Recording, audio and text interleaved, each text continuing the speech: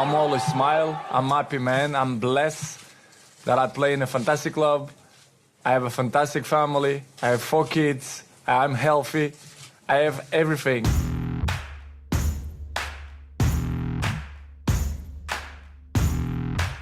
Winner of a record-breaking 5 Ballon d'Ors. I deserve. Last year I deserve more, so I'm really pleased for that. A total of 29 international and national trophies. It's my first Champions League. I feel fantastic. It's a great moment for me. And over 700 career goals are just some of the achievements Cristiano Ronaldo has accumulated in his 17 years playing professional, world-class football. Being all records at Real Madrid, he's still scoring the goals. These guys are just unbelievable. His creativity, speed and vision helped him to become one of the greatest players of all time. Prepare always in the same way. It doesn't matter which team I'm going to play against. My focus is always the same. From Portugal's Sporting Lisbon to England's mighty Manchester United to the Spanish powerhouse Real Madrid. And now Italy's great Juventus. Ronaldo has shown that nothing can slow him down, as he still puts in award-winning performances week in, week out. He's one of the best players of all times, and nobody can tell different than that. Witness the journey of Portugal's prodigy and his journey to becoming champion of the world. I'm happy, but the future, you never know. This is the man known as CR7. I want to carry on like that, year by year. This is Cristiano Ronaldo.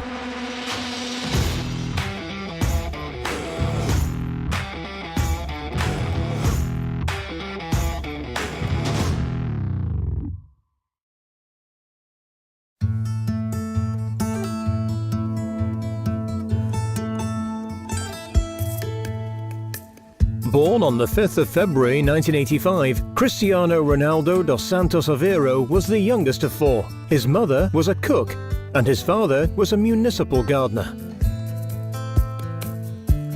His family lived in the now popular tourist destination Madeira, a small island just off of Portugal. But Madeira in 1985 was a poverty-stricken place to live, with a very small community. Ronaldo stated that his family lived a humble life, one that certainly wasn't filled with glitz and glamour. Well, Cristiano is born into quite a big family on the island of Madeira and living in Funchal. And I don't think you could say that Madeira is in the middle of the Atlantic, because it isn't, but it's far removed from mainland Portugal. This is not like being brought up in Lisbon or Porto or one of the main cities. It will feel very, very different from the Portuguese mainland. It's a very small community. And Cristiano's out there playing with his family, playing with his friends on the streets of Madeira, and gets involved in the local club. His dad is a part-time kit man with the local club. So he's born into a family which has some footing within the game, of course. So he's brought up by a football-loving dad, which is massive, of course, for little Cristiano as he begins to hone his skills on the streets of Funchal. And he's in the local youth club and learning his skills. And this would feel a million miles away from the bright lights of the big European clubs to which he would aspire to play for. At the age of 8, Ronaldo signed to his first youth team at Arena, where his father was a part-time equipment manager. Playing on both the street and the pitch, football had now become an obsession to him. At 10 years old, Ronaldo then moved on to one of the biggest clubs on Madeira, Nacional. But whilst playing there, he was spotted by a football scout, and at just the age of 12, Ronaldo was chosen to trial out for the Portuguese giants Sporting Lisbon. I think it's obvious really early on that Ronaldo has an incredible talent. Well, that's obvious to his family, obvious to his teammates, obvious to everybody around him. And whilst Madeira might be a long way removed from the Portuguese mainland, of course, the big clubs of the Portuguese mainland are very much across what is happening, and they're very happy to go and find out about somebody causing such a stir, even on the island of Madeira out in the Atlantic. And at the age of 12, Sporting invite Ronaldo to Lisbon. Can you imagine that move from tiny little Madeira where it's a very, very small pond, and suddenly he's being taken to Sporting, who have their own academy near Lisbon. And as a 12, 13-year-old boy, Cristiano moves to the mainland. This is going to be like emigrating to a completely different country with the same language. It's the same country, of course, but it will feel very, very different from Madeira. And of course, Cristiano finds himself at the age of 12, living in the Portuguese capital, part of this Sporting Lisbon academy, this community of this big club, which is a million miles away from everything that he's used to. And he has to live on his wits, and he has to live on his talent. And of course, he has absolutely the talent to shine immediately. Moving to the mainland wasn't easy for Ronaldo, however, as it meant he had to live away from his family. Ronaldo stated that the early days were tough, and every day he felt homesick. But despite that, Ronaldo continued to press on with his career in Sporting Lisbon. Ronaldo was a key player for the Sporting Lisbon youth team. He was highly competitive, skillful, and his talent was visible to everyone who attended. Teammates also stated that his ability and play style was different to anything they had seen before. He possessed something special and was a clear star in the making. This talent was noted extremely early on by Sporting, and it wasn't long before Ronaldo's career would start to blossom into something great. When I was a young boy, I always feel special sometimes. Okay. Not just for myself, but I saw the people look at me with the different eyes. Because in my opinion, I think I was different than the other ones. Often at a big football club, when they come across an extraordinary talent, they'll try to manage the development of that talent very, very carefully. Think Ryan Giggs at Manchester United. It's a measured and a managed rise to the first team. That didn't happen with Cristiano Ronaldo at Sporting. We can make the analogy, if you think about it, as perhaps taking the cork out of a bottle of wine, putting it at the bottom of a sink full of water and telling it not to rise to the top. When you let go, what's it going to do? It's going to shoot to the top. And that is what Cristiano did at Sporting. This incredible season where he plays for the under-16s, the under-17s, the under-18s, the B team and Sporting's first team, all in the same season, which is incredible. He has literally flown from the bottom of that sink to the top of the water and shot almost beyond it. But it's an incredible and unstoppable rise into Sporting's first team based on his athleticism, his pace, his dribbling. He is irrepressible at this age. You cannot stop him making that Sporting first team. Ronaldo's 2002-2003 season at Sporting Lisbon really put him on the front pages in Portugal. His performances were also garnering lots of attention abroad. Near the end of the season, transfer rumours were spreading all over Europe. Representatives at Liverpool, Arsenal and Barcelona were all showing interest in signing the teenage prodigy. But it wasn't until a pre-season match in 2003 where Ronaldo really set himself out as being something special. This match was against Manchester United and would go on to change his life completely. So one of the absolutely key dates in Ronaldo's story is the 6th of August 2003, when Sporting's new stadium, the José Alvalade Stadium, is opened, and they have a game against Manchester United, the very first game to celebrate the opening of the stadium. And Cristiano Ronaldo had broken into the Sporting first team towards the end of the season before. This is in the new ground, it's Manchester United, and he is incredible in this friendly game. And the story goes that at half-time, the Manchester United players have been given the runaround by this kid that they know almost nothing about. So much so that they are walking in the dressing room at half-time and saying to the Manchester United manager, Alex Ferguson, "You have to sign this boy."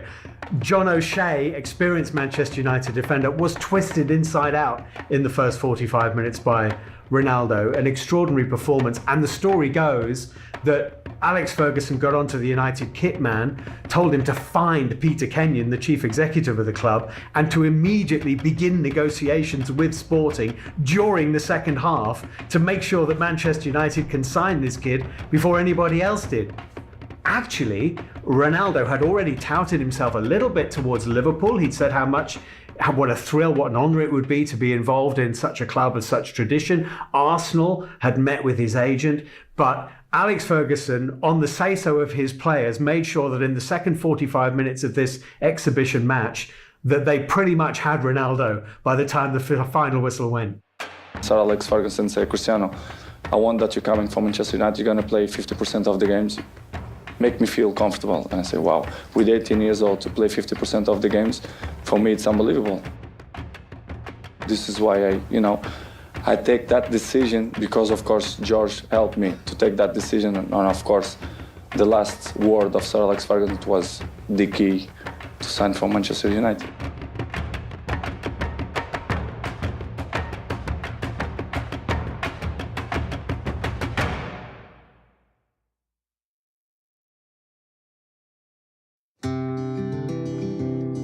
Manchester United was his new home, a big moment in Ronaldo's life, a chance to really prove himself on the world stage, playing for such a prestigious club.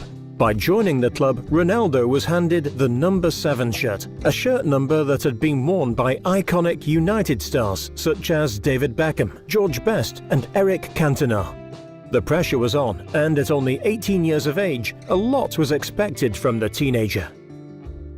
So when he arrives at Manchester United and Old Trafford, you have to remember that David Beckham had just left for Real Madrid, and Beckham was the star amongst the dressing room of stars.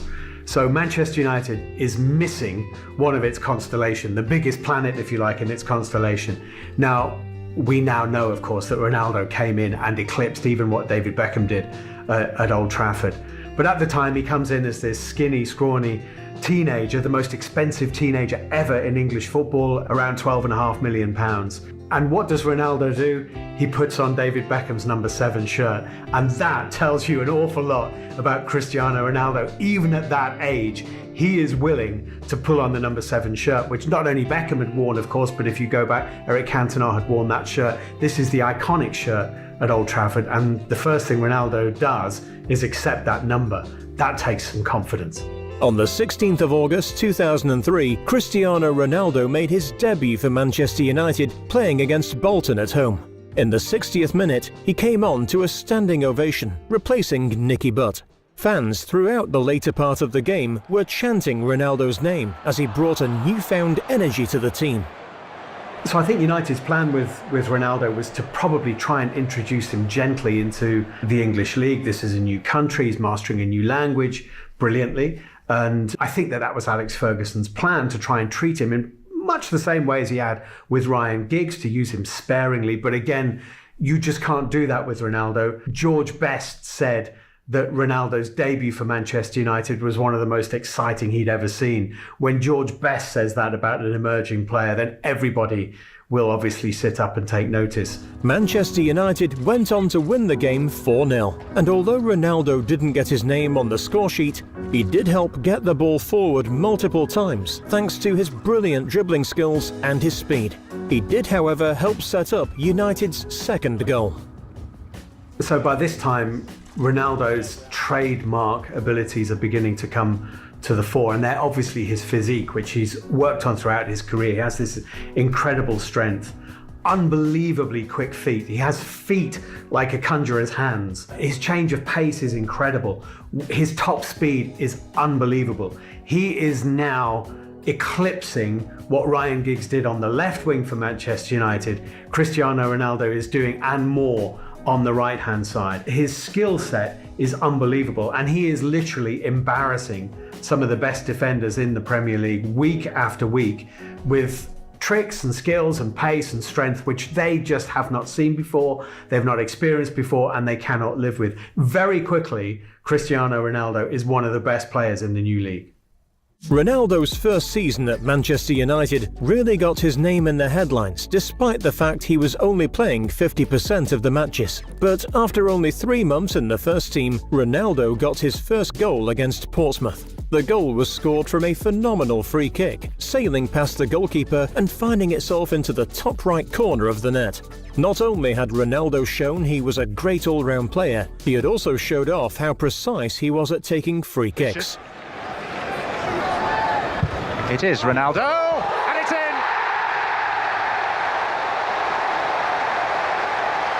Old Trafford salutes their new number 7. It's really appropriate, I suppose, that his first Manchester United goal would be a free kick, because this is what Ronaldo became known for above all else, I suppose. And he scored in a 3-0 win against Portsmouth. Of course, I suppose when you sell David Beckham, which Manchester United had, you're selling your set-piece taker. So there was a vacancy there, some very talented candidates to fill that vacancy. But very quickly, Ronaldo proved to his teammates, the likes of Paul Scholes and others who might have fancied that role, that he could do things with a free kick which nobody else could. His free kicks became a trademark, and in 2008 he scored one of the best free kicks ever seen against Portsmouth. This 30-yard free kick became known as the knuckleball free kick.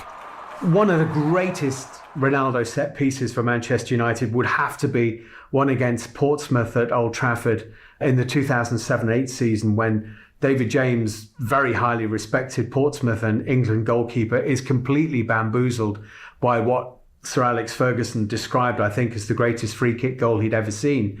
And I was there at Old Trafford on that day describing this game, commentating on the game, and there was a silence almost as the ball hit the net, split-second silence before an eruption of joy and ecstasy, and people rubbing their eyes at something that they'd really never seen before. This was one of the great free kick goals that struck a crowd dumb for a split second before the celebrations began.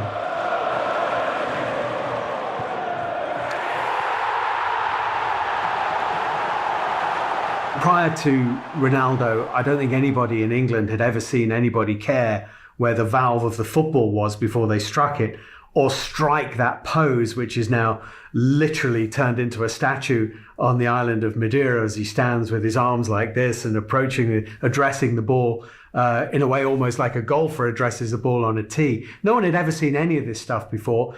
People had seen people take free kicks, curl it off the inside of their boot, or even perhaps curl it off the outside of the boot. And of course, Ronaldo can do that. But he introduced this technique of striking through the ball with the laces and making the ball dip in a way which goalkeepers hadn't really experienced before. And of course, the whole free kick has become Ronaldo's trademark. People have copied it. People have tried to do what he does with the ball. He still does it better than anybody else. And he more or less invented this way of approaching the ball. That is all Cristiano Ronaldo.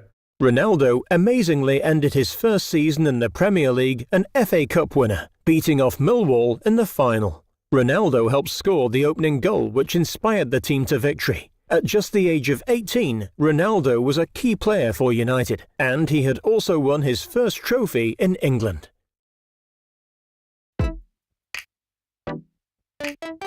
At the start of 2005, Ronaldo marked some of his best ever matches for United.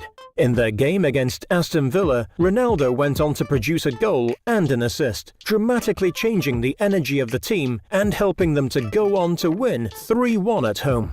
The second standout game was against United's biggest rivals at the time, Arsenal. In this game, Ronaldo once again brought a whole new energy to the team and went on to score twice, helping United to go to beat their biggest rivals 4-2 away. Ronaldo was becoming a fan favourite at Manchester, as well as the most recognisable player in English football. But going into the 2006 World Cup, Ronaldo would go from being the crowd favourite to villain all in one game.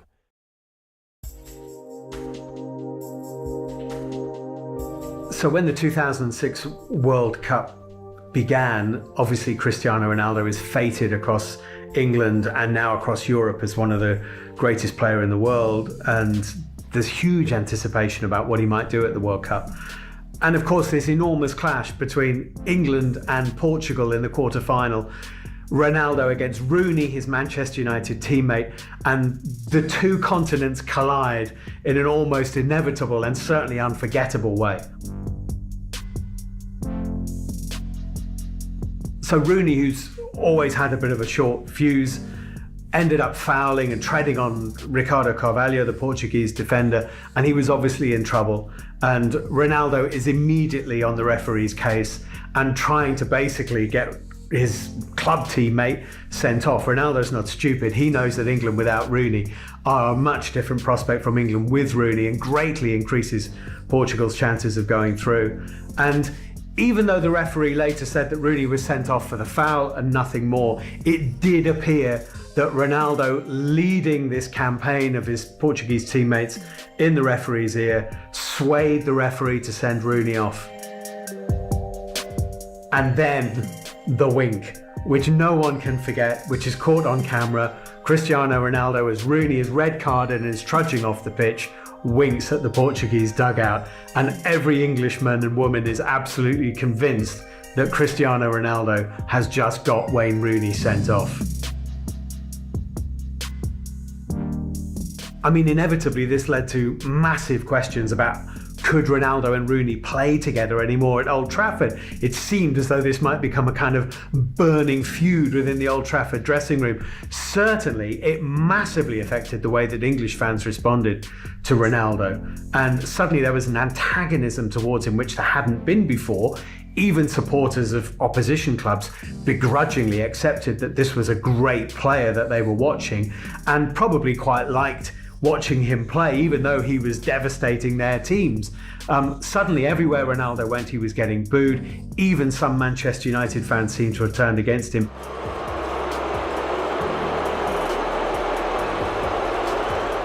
And it must have taken an enormous strength of character on Cristiano Ronaldo's part to get through that season, where he had become a pantomime Premier League villain. Despite the hate directed towards Ronaldo returning from the 2006 World Cup, his 2006-2007 season was filled with record-breaking moments. He broke the 20-goal barrier for the first time, achieved his 50th goal for Manchester United, won Young Player of the Year, the FWA Footballer of the Year award, and on top of all that, helped United win the Premier League title, helping him become a Premier League champion.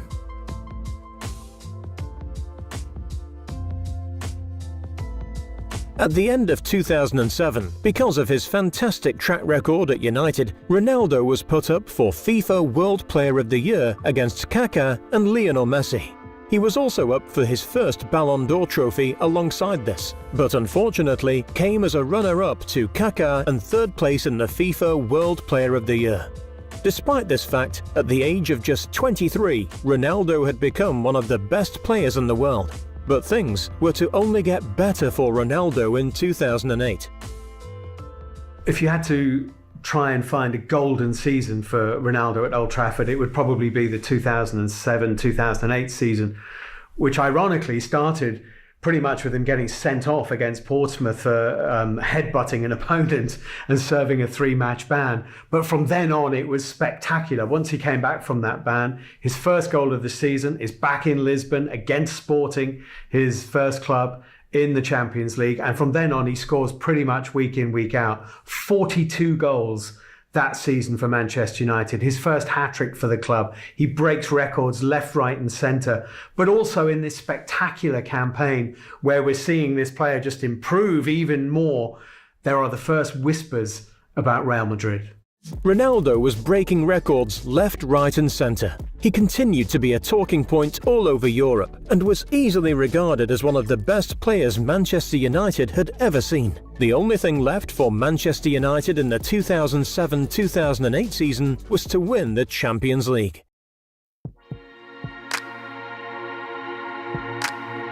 At that time, Manchester United were overhauling Liverpool's record of domestic titles in the Premier League. And of course, then the great rivalry between the two clubs demanded that they win the European Cup and try and close the gap between Manchester United and Liverpool in terms of European Cup and Champions League victories. So this becomes a real focus for Alex Ferguson. They hadn't won the Champions League since 1999. And of course, Cristiano Ronaldo is very, very aware that you are never going to be seen as being one of the world's great players if you don't have a Champions League win. Beating Messi's Barcelona over 2 legs in the semi-final, of course, would have given Cristiano Ronaldo immense personal pleasure. And then they go to Moscow to face Chelsea in the final. Chelsea, who were the new kids on the block in terms of the power base in English football with Roman Abramovich financing the club, and what a great side they were. So the game itself, two sides who know each other so well. Ronaldo perhaps inevitably breaks the deadlock, puts Manchester United in front, but Chelsea is strong and Frank Lampard equalises, and there's really almost nothing to choose between the two sides. And it goes deep into the night, into a penalty shootout, where Manchester United finally come out on top. Ronaldo can celebrate being a Champions League winner, but Ronaldo is the only Manchester United player to miss from the penalty spot in the final, which probably dampens his evening to a certain extent. He saved it! Some things are just meant to be. The man who has been unable to stop scoring all season, stopped halfway through his run-up, and Petr Cech kept him out. But he finally has that Champions League winners' medal, and Manchester United have the trophy for the first time in almost a decade. Yeah, this happened. You know, everyone wants to score a penalty, but it's a great feeling when you know the team win in a penalty. This is a great moment. The win thrilled him. He was now a 3 times Premier League winner, 3 times top goalscorer for Manchester United, Player of the Year, and now Champions League winner. Well, the feeling is great. It's my first Champions League. You know, I feel fantastic. It's a great moment for me. I look very forward to win this trophy. You know, it's magnificent. Yeah, can you show it to us? Yeah, see? It's not bad going, is it? No, it's very beautiful. His career at United was thriving, and because of his phenomenal performance in the 2007-2008 season, Ronaldo won his first ever Ballon d'Or, finally listing him as the best player in the world. Of course, Ronaldo has always been intensely aware of his impact on the world game and his status amongst his contemporaries. And at that time, his contemporaries at the very top of the game were Lionel Messi and Kaká. He'd finished second to Kaká in the Ballon d'Or in 2007. So to win his first Ballon d'Or in 2008 would have been absolutely huge for Ronaldo personally, huge for English football as well, actually, and for Manchester United, who had to go back 40 years to George Best for the last Manchester United player to win that award. And to finish and be voted ahead of Kaká and Messi would have been something that Ronaldo was absolutely desperate to do. But because of this recent Ballon d'Or and incredible form on the pitch, rumours were spreading that Ronaldo was looking to move clubs. Manchester City, who were under new ownership, were announced to be looking at buying him into the team. Money, no problem for you. What if, for instance, Ronaldo became available? He's with your great rivals, Manchester United. Would you pay for him 70, 80 million pounds, 100 million pounds? This is a decision will be taken with the club manager, Mark Hughes. And if the club manager would like to have Ronaldo on board with Man City, we're going to secure the finance between equity and debt for it. But how much would you pay? Would you pay something like 60 or 70 million pounds for him? It depends if he worth to be paid that money, why not? But those rumours got quickly shut down by Ronaldo, who stated he wasn't going to leave the club. Final question from me. Are you going to stay at Man United, or are the rumours about you going true? I stay. So recent history at Old Trafford had taught us that Sir Alex Ferguson would never allow anyone to become bigger than Manchester United. David Beckham had been sold for exactly that reason, because his stardom had become a distraction. And maybe the same thing was beginning to happen with Cristiano Ronaldo, now the Ballon d'Or winner, and the focus of every game that Manchester United played, all the talk, all the headlines, all the speculation whirring around Ronaldo was probably getting under Alex Ferguson's skin. What do you think about the possibility we will play in Madrid next year? You get some idiots in this place, don't you? They're everywhere. I thought it was just England that had them. If you want to put a bet on it, I'll put a big bet on you. And I guess if you're going to leave Old Trafford and leave Manchester United, arguably, if you're going to go up, there's only really one place you can go, and that place is Real Madrid.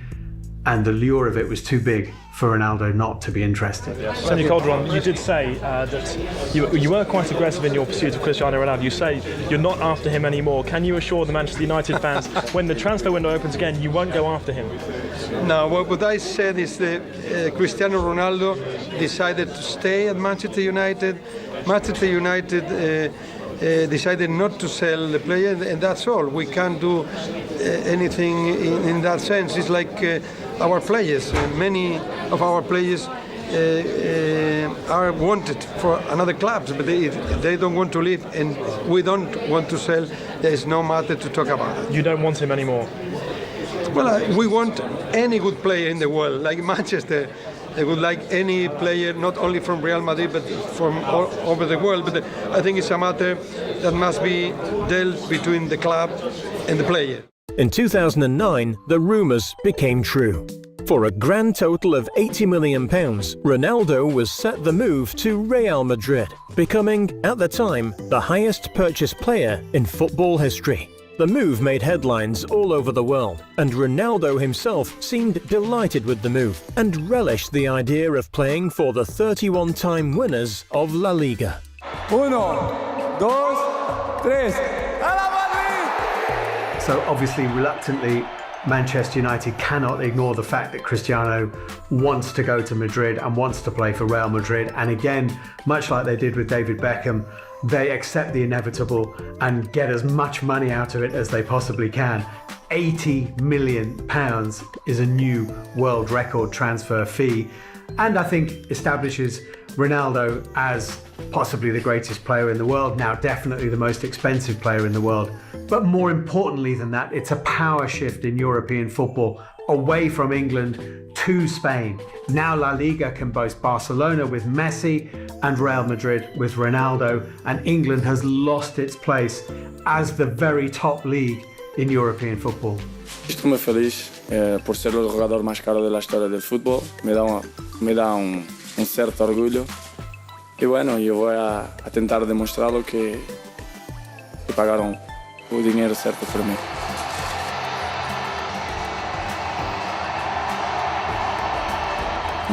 Me ha encantado con todo eso. Yo no esperaba que iba a estar lleno el estadio. Por eso, como debe imaginar, la sensación es muy buena. Era un sueño para mí. Y entrar ahí y ver el estadio lleno fue impresionante. It's not easy situation. I'm arriving in Manchester when I'm 18 years old, and I've been there 6 years. I think it's a lot of time. I win many things there, collective and individual trophies and awards. And I met very good people there, good friends. And it's not easy, but you know, the life is a challenge, and I'm a challenger man, and I think it's a good move. I'm here in Madrid.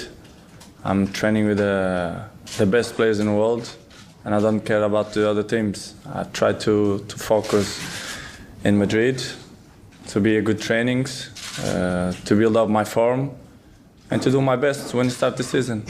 This is what I want.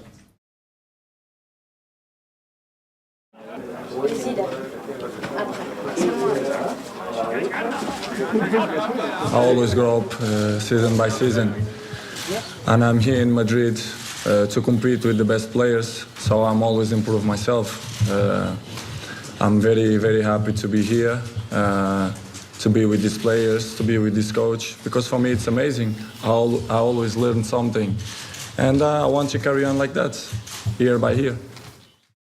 So for £80 million, Real Madrid think they're buying the best winger in the world.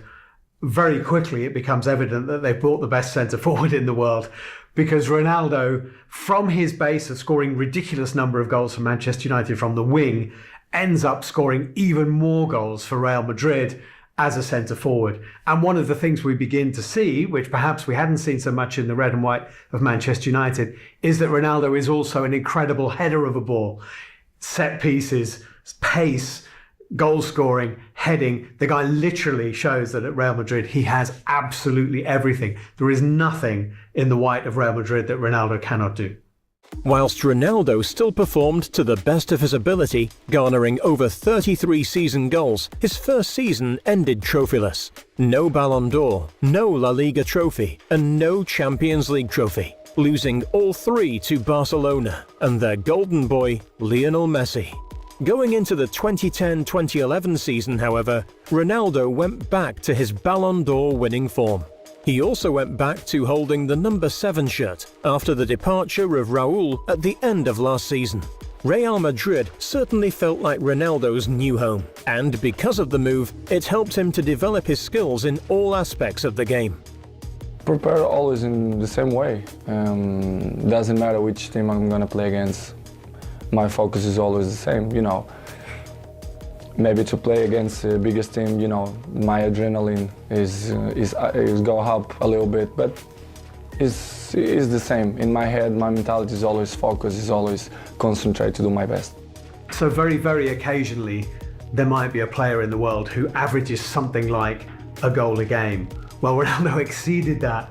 2011-12, he's averaging 1.2 goals per game. He scored 60 goals in all competitions that season. And the incredible thing about Ronaldo is that whereas a centre forward, a great player might do that over the course of a season in his career, Ronaldo does this for Real Madrid season in, season out. His consistency is extraordinary.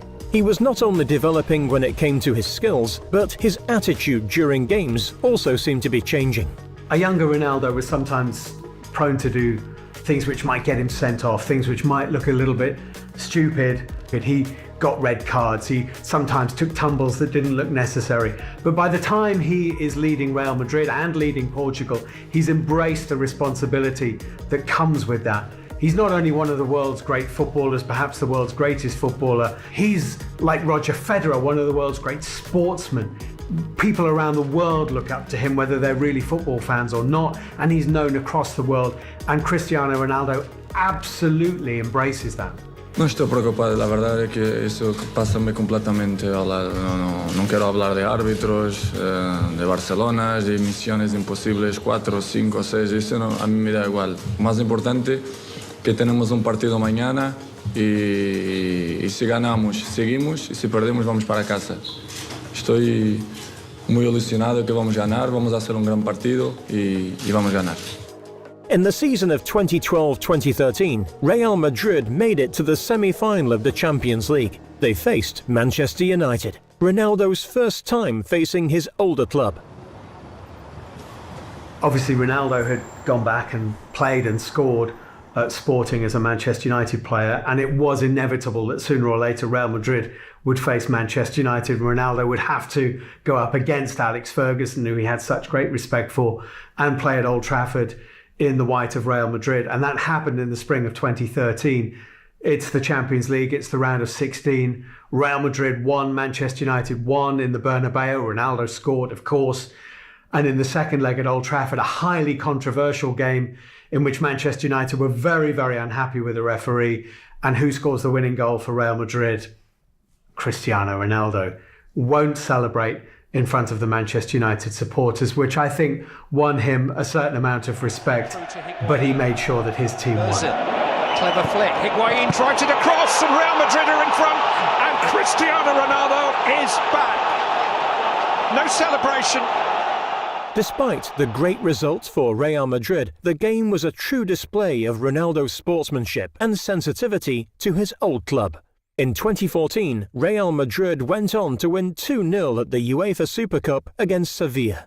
Ronaldo scored both goals for Madrid and went on to win Man of the Match, which was handed to him by Sir Alex Ferguson.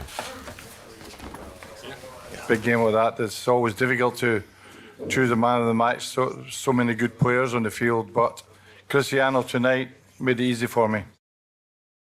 I say thank you to Sir Alex Ferguson to give me this trophy. For me, it means a lot because he was the coach who, teach me many things when I was in Manchester with 18 years of age. So I appreciate it and thank you for giving me this trophy. Throughout the next few years, Ronaldo was the star at Madrid. He was still breaking records with the club, setting personal milestones, and enjoyed every game he played. After yet again becoming the highest goalscorer in the 2013-2014 Champions League tournament, Ronaldo was easily becoming the best player in the world. The extraordinary feats of Ronaldo don't come easy. You have to be in incredible physical shape, and of course Ronaldo has always been in that. So by the time he's getting into his late 20s, he is in absolutely peak condition. He is stronger than he's ever been, he's quicker than he's ever been, and he's breaking records left, right and centre. He completed 100 goals for Real Madrid in league games more quickly than Ferenc Puskás, breaking a record which had stood for decades, from an era when goals came much more easily than they do in the modern era. He scored 200 goals for Real Madrid in 197 games. It's just eye-watering, mind-boggling statistic after statistic as records tumble at the feet of Cristiano Ronaldo. At a club that have had some of the greatest players we've ever seen, they now possibly have the greatest player they've ever had. Stefano's record, Puskás' record, he's still scoring the goals, he's never injured, plays every week. You know, these guys are just, he and Messi are unbelievable. Solo desde ese desafío permanente de lo imposible, desde el talento y desde la determinación, se puede lograr la eternidad. Y eso es lo que ha hecho Cristiano Ronaldo. Desde esta semana, Cristiano Ronaldo es el máximo goleador de la grandiosa historia del Real Madrid. 324 goles en 308 partidos. Algo irrepetible y que solo se entiende desde un afán de superarse a sí mismo cada día, de intentar ser mejor, de no rendirse jamás, de dejarse la vida por este escudo y de luchar siempre para ganar. Jamás me planteaba cuando vestí por la primera vez la camiseta de Real Madrid ser hoy el mejor marcador de la historia del club, el club más grande del mundo, y poder batir a mi amigo Raúl y al fallecido Alfredo Di Stefano, que puedo decir que estoy muy contento.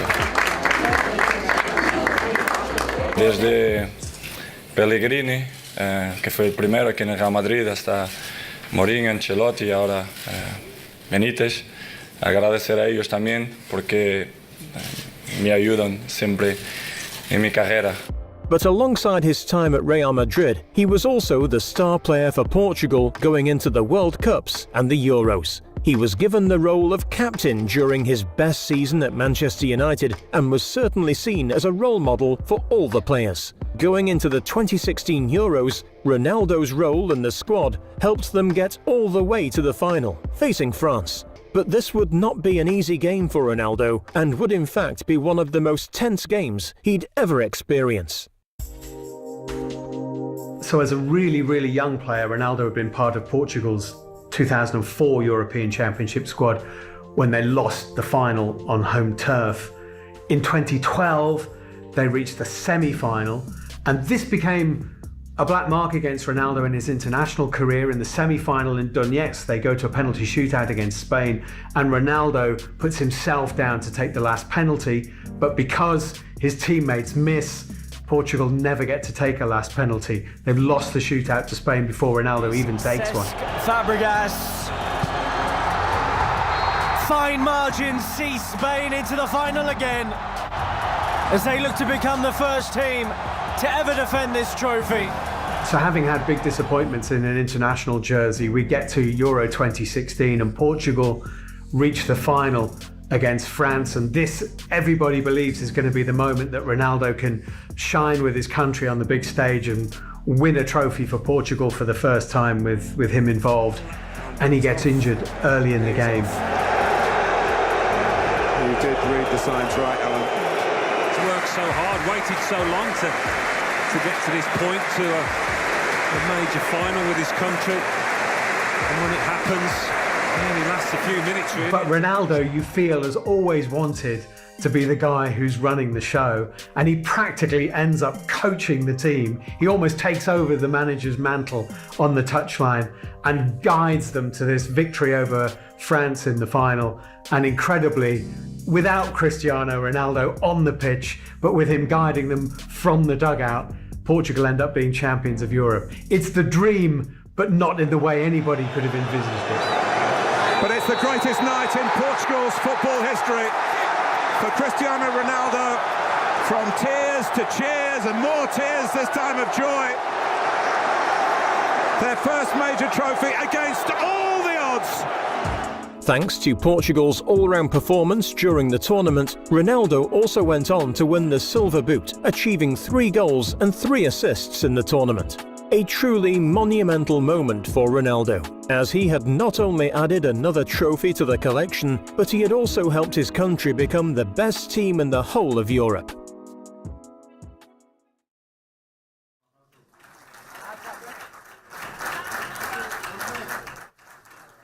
No estoy satisfecho, quiero siempre más. Sé que soy el único que tiene 4 botas, pero quiero más, quiero la quinta, la sexta si posible. Obviamente que eso implica ganar cosas a nivel colectivo con el equipo, que es trofeos, que para mí Real Madrid es el club más grande del mundo y tiene que ganar todos los años títulos. Ronaldo continued to put in incredible performances week in, week out at Real Madrid. His skills were constantly improving, and he was really developing into a key team player. Thanks to some fantastic seasons, Ronaldo went on to win 4 more Ballon d'Ors, reaching a record-breaking 5 awards, which has only been achieved once before by his close rival and La Liga competitor, Lionel Messi. The winner is Cristiano Ronaldo.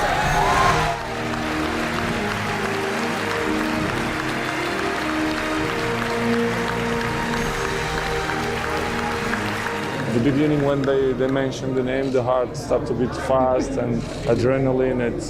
It's a hard moment, to be honest. But I think I deserve. Neuer deserved too, and Messi. But last year I deserved more. So I'm really pleased for that. He's one of the best players of all times, and nobody can tell different than that. He's one of the best players of all times. It's as simple as that. People say he's the best player in the world and would argue about Pele, about Diego Maradona, and they have to be in the equation clearly because they're fantastic players. But I think what you would say is that Pele had no contemporaries and Diego Maradona had no contemporaries. There were no one around at the time who could touch them. Cristiano Ronaldo had Lionel Messi, and Lionel Messi had Cristiano Ronaldo, and that helped both. And it's been an annual debate for year after year after year when we get to Ballon d'Or time, Ronaldo or Messi, and every football fan in the world has an opinion on it, and that opinion might change as form and success fluctuates between the two of them. But the fact is that with 5 Ballon d'Ors each, they've basically been inseparable, and when one has got ahead, the other has somehow managed to chip away at that lead, and it seems only right that they end up with 5 apiece. But despite Ronaldo being renowned for playing for Real Madrid, rumours were once again spreading that he was looking to move to another club. Nobody knows. Only God knows. The future, I don't know. But I'm very happy in Real Madrid. You never know. With his contract ending in 2018, it was only a matter of time before the public knew what was in store for the 5-time Ballon d'Or winner. Pero estoy muy bien aquí en el Real Madrid y quiero seguir aquí. Sobre la liga italiana, la verdad es que no es la liga que me gusta más para jugar, pero respeto mucho, tiene grandes jugadores, las equipos italianas son siempre muy buenas, muy difíciles, pero en el futuro nadie sabe, no lo sé. Before his contract ran out, however, Real Madrid faced Juventus in the quarter-final of the Champions League. During this game, Ronaldo went on to score one of the most remarkable goals that anyone has ever seen.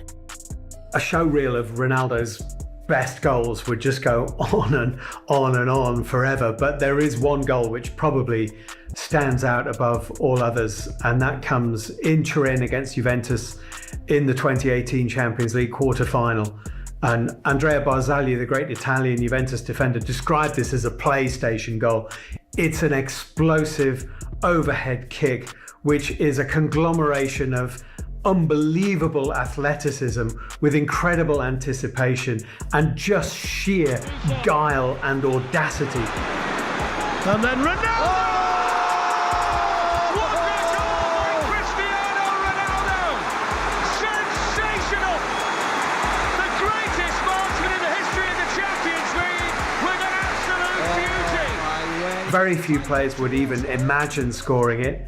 Even fewer would attempt to score it, and perhaps only one would actually score it. And Cristiano Ronaldo scored it. An unbelievable overhead kick. And the Juventus fans got on their feet to applaud it. It's a sensational coming together of vision, technique, athleticism, and sheer audacity. I have never seen an away crowd to a man give a standing ovation to the opposition's best player after a goal like that. Yeah. And even Ronaldo himself says that's the best goal he's ever scored so far. After this game, Juventus started talks with Real Madrid and Ronaldo regarding his contract, and after his warm reception at Juventus during that Champions League match, Ronaldo stated that they were a great club with a passionate fan base. But with Ronaldo's contract soon to be running out, would Juventus be his new home? May of 2018 is a landmark in Ronaldo's career. Real Madrid play Liverpool in the Champions League final in Kiev, beat them 3-1. Ronaldo has scored 15 goals in the Champions League that season. For the 6th season running, he's the top scorer in the competition. Yet another Champions League for Real Madrid, a 5th Champions League for Cristiano Ronaldo, which is a record. And then immediately after the game, he refers to his time at the club in the past tense, and a bombshell has just dropped on Real Madrid because Ronaldo is thinking of moving on. And I can remember being in Russia. It was the semi-final and final stage of the 2018 World Cup finals. All the world's football media are there, and Ronaldo completely blindsides everybody because suddenly the news is not about Russia, not about the World Cup, it's about Turin because Cristiano Ronaldo has joined Juventus.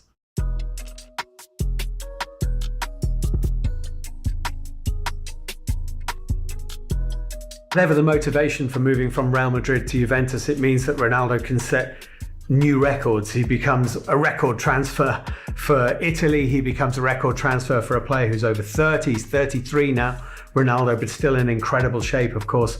And he becomes, with Juventus, the first player ever to win a league title in England, Spain, and Italy. And you feel that Ronaldo is just finding new records that he can break, and Juventus is a place to do it.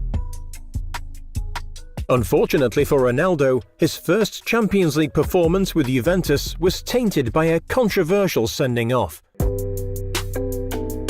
But even after experiencing so much in his career, there is still that little streak in Ronaldo, and we saw that on his Champions League debut for Juventus against Valencia when he was sent off for apparently pulling the hair of Jason Murillo, the Valencia defender. Ronaldo could be in big trouble. Ronaldo is in big trouble.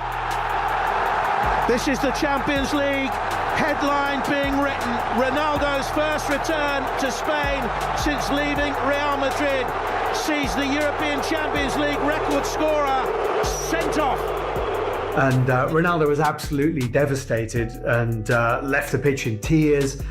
This was a massive moment in his fledgling career at Juventus, his first red card in the Champions League, though the 11th of his career. So there are moments throughout his career when Ronaldo will revert to that little impetuous kid that signed for Manchester United. But despite that controversial moment, Ronaldo is still performing at a world-class standard. He is still scoring week in, week out, and his presence draws crowds of fans everywhere he goes.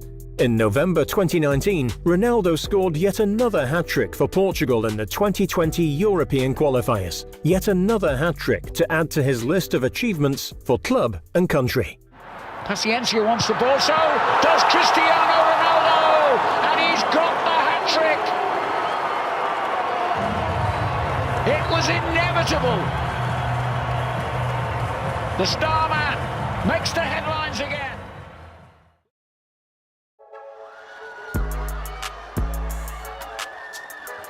It's safe to say that Ronaldo is the most popular player in the sport and easily has the biggest fan base of all the players around the world. But he's not only just a popular football player, he is also an extremely smart businessman. Since being at Manchester United, Ronaldo has been involved in a variety of brand deals that have referenced his iconic CR7. He has released fragrances, been on the front cover of football-related video games, has his own underwear lines, and also has his own clothing brands.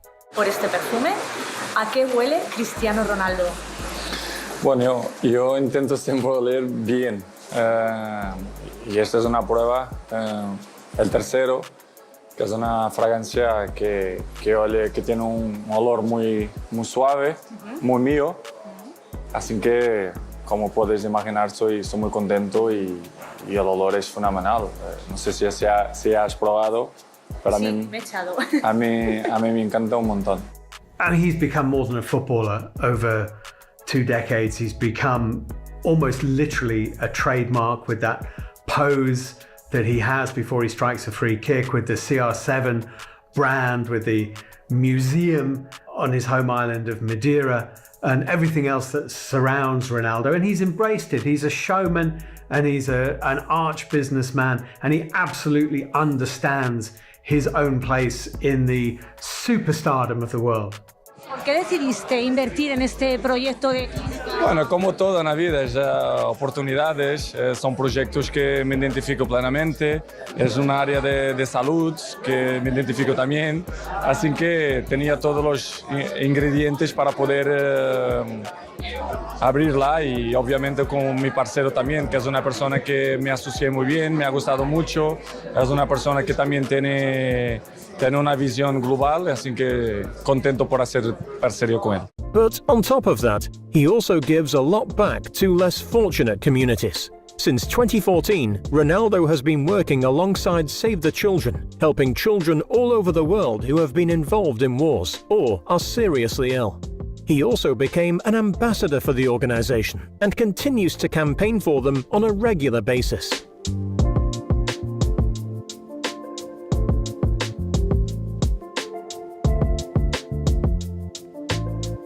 Ronaldo also donates his football bonuses to charities of his choices. In 2013, Ronaldo was named in the UEFA Team of the Year, which earned him £89,000. This money was given straight to the Red Cross charity.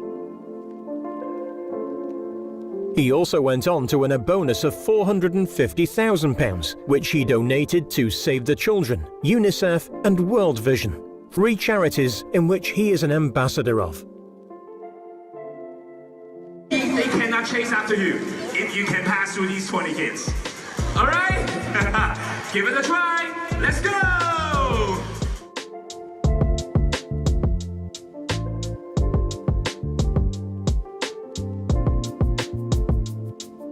Bueno, esta es una situación, la fuerza de la naturaleza nadie controla. Eso ha pasado también un poco en donde ha crecido, que es Madeira, pues es una situación muy complicada para la gente que vive ahí. La única cosa que puedo decir es que siguen trabajando, luchando para que las cosas puedan mejorar y vivir con una ilusión, sabiendo que es una situación muy complicada por las familias, por las personas, por los niños, pero que la palabra más importante en este momento es la esperanza. I've interviewed Ronaldo a few occasions. One stands out, was at Birmingham City when he was in his early days at Manchester United, and he had a great game, and we requested Ronaldo as the post-match interview, and our position for the interview was miles away from the dressing room, but he was willing to come down the very, very long players' tunnel, then walk through supporters and stewards and everybody trying to get photographs with him. And the Manchester United press officer was saying, he won't want to do this, he won't want to do this. But he came all that way to do a post-match interview, not because it was me or because of the TV station I was working for, but because he understands that people are going to talk about him. And so he wants to be the one leading the conversation. And that's why I think Cristiano Ronaldo is not only a great footballer, but is a great linguist, because he's learned the languages of the countries where he plays so that he can be the one leading the conversation. Cristiano Ronaldo is more than just a great football player. He is an icon and a role model for millions all over the world. He has proved that it's possible to come from nothing and rise to be the best in your sport. He has broken records left, right and centre, and despite being one of the oldest players in the top leagues, he is still looking to break more records and win more trophies in both Serie A, the World Cup, the Euros and the Champions League. It's remarkable that Ronaldo is still going strong at his age. He looks fantastic. Why not? Well, he's young. Yeah. Of course. Yeah. But normally a lot of players get to their mid-30s and they don't look after themselves. They don't. No, I don't think in these days the people they take care of themselves very well. And, my generation or before my generation probably will finish early, but now you can play until 36 easily. It's hard to know when Ronaldo will ever stop, but inevitably he will at some point, though, as he says himself, he believes 4, 5, 6 seasons ahead of him because he has kept himself in such incredible physical shape that his body is actually the body of a younger man, and he may well be right about that. I don't really see him winding down at some small club back in Portugal. I would imagine there'll perhaps be a sudden stop, and then the world will realise that it's lost certainly one of the best 3 or 4 players it's ever had. He will always be remembered as one of the greatest football players of all time. And even when he retires, football fans will recognise CR7 and they will always know the name Cristiano Ronaldo. I think Cristiano Ronaldo, and you would have to say Lionel Messi, have changed the way that youngsters support football. You know, back when I was a kid, you supported perhaps your local team, and then perhaps more recently you supported the biggest team in your country when you were a kid. Now I think kids across the world, for 10 years, they said, I support Real Madrid because of Cristiano Ronaldo, or I support Barcelona because of Lionel Messi. They divided the little boys of the world across those supporting lines. You were either Ronaldo or you were Messi. You were either Real Madrid or you were Barcelona. And it didn't matter if you were in Manchester or St. Petersburg or in Madrid or in Malmo. It was Real Madrid or Barcelona because of Ronaldo or because of Messi. I'm very, very happy to be here, to be with these players, to be with this coach, because for me it's amazing. I always learn something, and I want to carry on like that, year by year.